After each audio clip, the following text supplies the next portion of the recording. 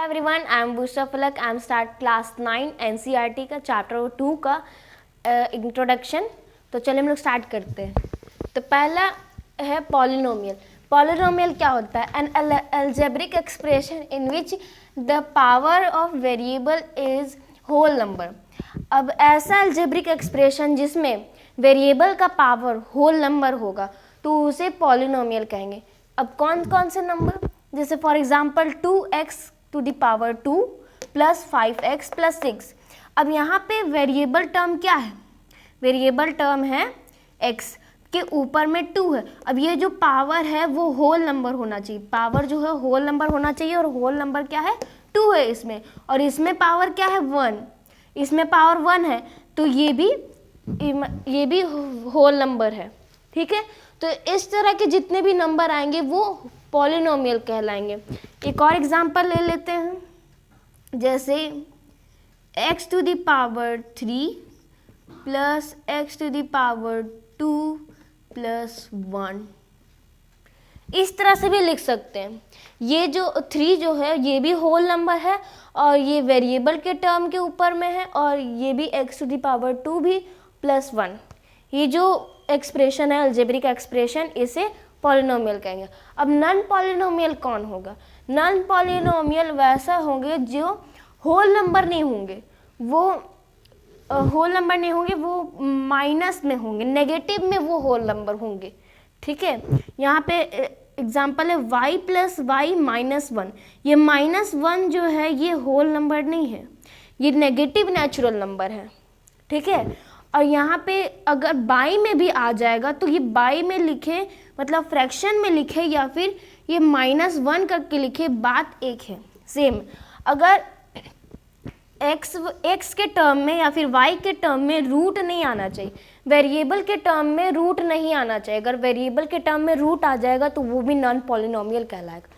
ठीक है, तो एक बार फिर से मैं बता रही हूँ पॉलिनोमियल क्या होता है। पॉलिनोमियल एक ऐसा अलजेब्रिक एक्सप्रेशन जिसमें वेरिएबल का पावर होल नंबर होगा।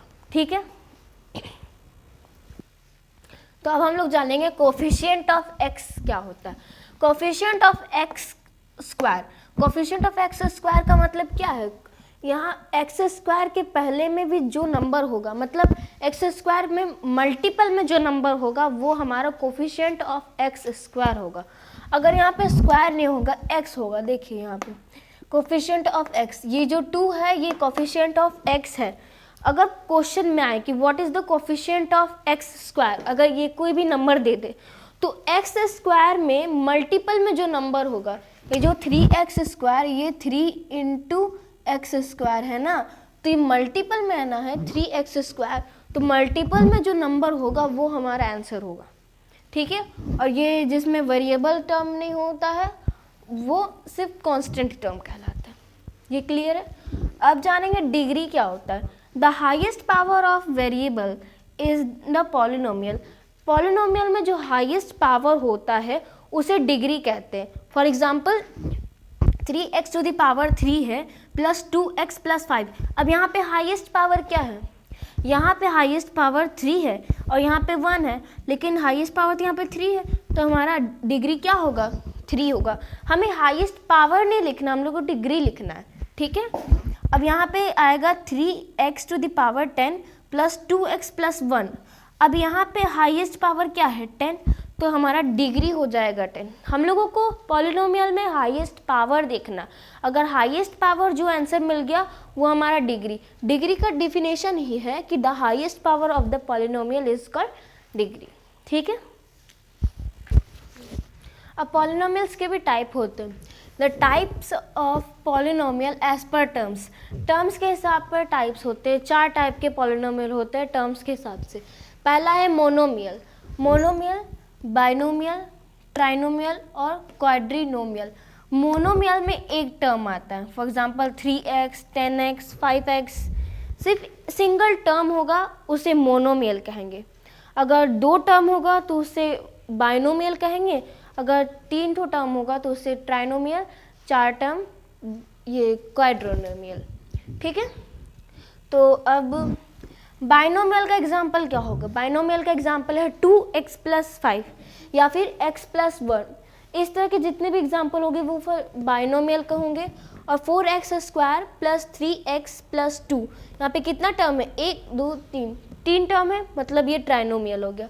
यहाँ पे कितना टर्म है, 1 2 3 4, ये 4 टर्म है, तो वो क्वाड्रिनोमियल हो गया। अब बीच में माइनस प्लस कुछ भी हो कोई फर्क नहीं पड़ेगा, सिर्फ टर्म से रिलेटेड होना चाहिए, ठीक है, हो गया।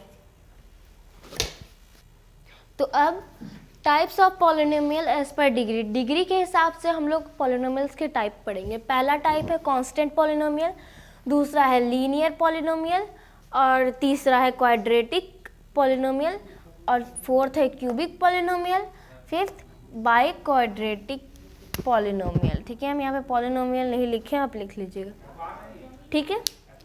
अब यहाँ पे कांस्टेंट पॉलिनोमियल, कांस्टेंट पॉलिनोमियल जो होता है उसमें डिग्री 0 होना चाहिए, कांस्टेंट पॉलिनोमियल हैविंग डिग्री 0, ठीक है।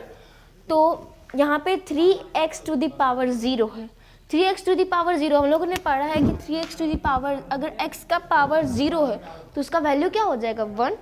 हम लोगों ने पढ़ा है क्लास 8 में, अगर उसका वैल्यू 1 हो जाएगा तो इसको सॉल्व करके तो 3 आ जाएगा।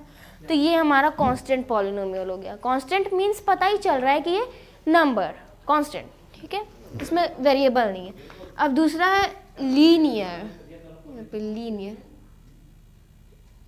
अरे लीनियर पॉलिनोमियल, ठीक है, लीनियर पॉलिनोमियल जिसमें डिग्री जो है वो 1 होगा, डिग्री 1 होगा।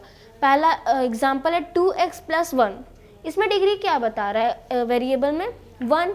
5x प्लस 2, इसमें डिग्री क्या है 1। तो इस तरह के जितने भी एग्जांपल होंगे सब लीनियर पॉलिनोमियल होंगे। अब तीसरा है क्वाड्रेटिक पॉलिनोमियल, क्वाड्रेटिक पॉलिनोमियल में एग्जांपल है 2x टू द पावर 2।